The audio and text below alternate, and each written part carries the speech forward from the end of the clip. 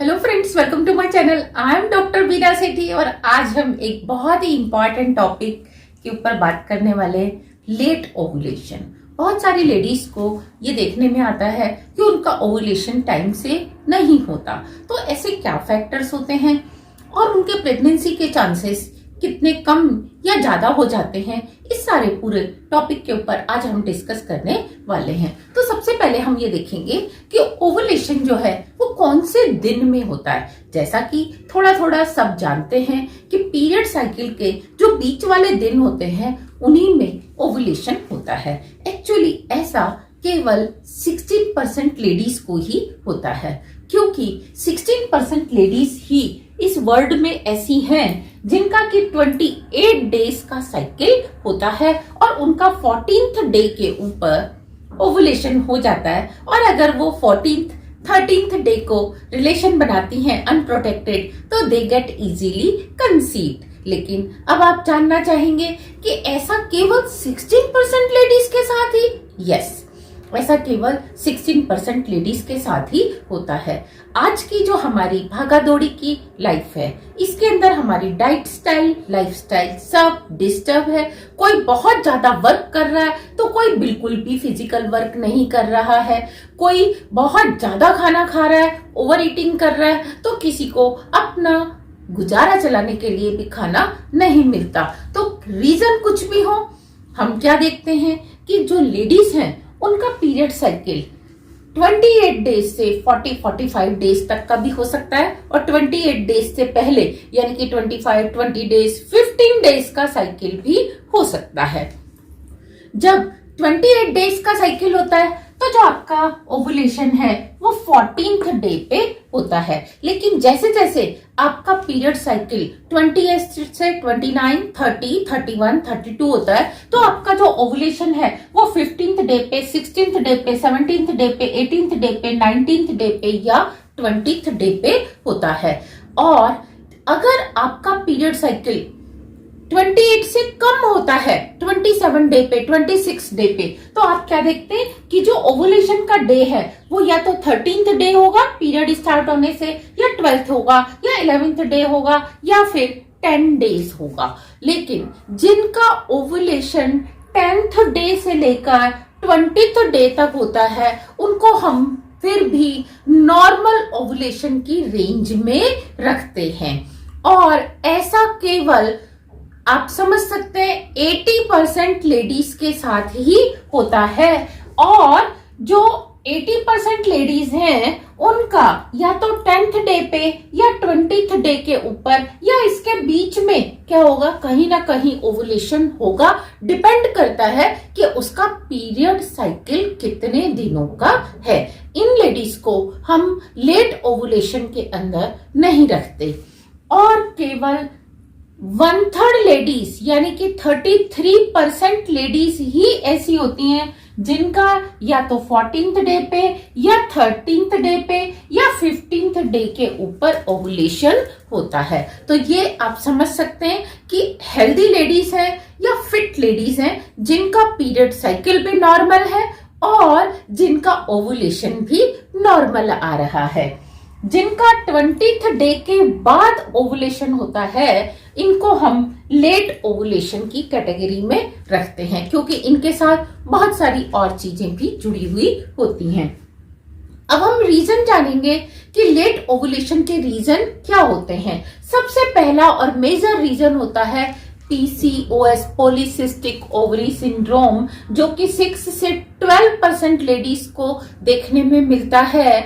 और आप बात करेंगे, कई बार इनके सिम्टम्स विजिबल होते हैं, बहुत ज्यादा वेट होता है या बहुत कम वेट होता है, या हेयर लॉस होने लगता है, अनवांटेड हेयर आने लगते हैं। इस तरीके से इनके सिम्टम विजिबल भी हो सकते हैं और कभी कभी इनविजिबल भी रहते हैं। और इसका जो डायग्नोज करना है, it is not that much easy. इसके लिए आपको बहुत सारी टेस्टिंग से गुजरना पड़ता है। दूसरा एक रीजन होता है आयरन डेफिशिएंसी, एनीमिक होना, यानी कि वो आयरन की डाइट नहीं ले रहे हैं, ग्रीन वेजिटेबल का इंटेक नहीं है, तो इसके लिए आप आयरन रिच डाइट लीजिए। और जब स्टडी की गई तो ये देखा गया कि 40% लेडीज को जो जिनको आयरन सप्लीमेंट दिए गए थे उनको ओवुलेशन की प्रॉब्लम नहीं हुई और 60% लेडीज को हुई, यानी कि उनको आयरन के साथ साथ कोई और प्रॉब्लम भी थी।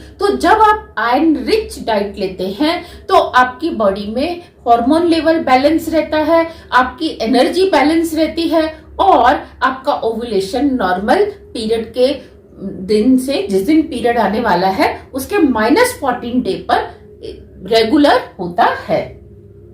दूसरा, विटामिन डी डेफिशिएंसी जिनको होती है उनको भी ओवुलेशन लेट होता है, क्योंकि विटामिन डी डॉक्टर्स और आप लोग खुद क्या करते हैं कभी कभी कि अगर ओवुलेशन नहीं हो रहा तो सीधा बाहर से सप्लीमेंट देना स्टार्ट कर देते हैं। कभी एलएच देते हैं, कभी आप देखते हैं फॉलिक एसिड देते हैं, लेकिन आपको इसके लिए एनकरेज नहीं करते कि आप आयरन रिच डाइट लीजिए, आप विटामिन रिच डाइट लीजिए, क्योंकि अगर आप ऐसी डाइट लेंगे तो हो सकता है आपकी प्रॉब्लम अपने आप ही सॉर्ट आउट हो जाए।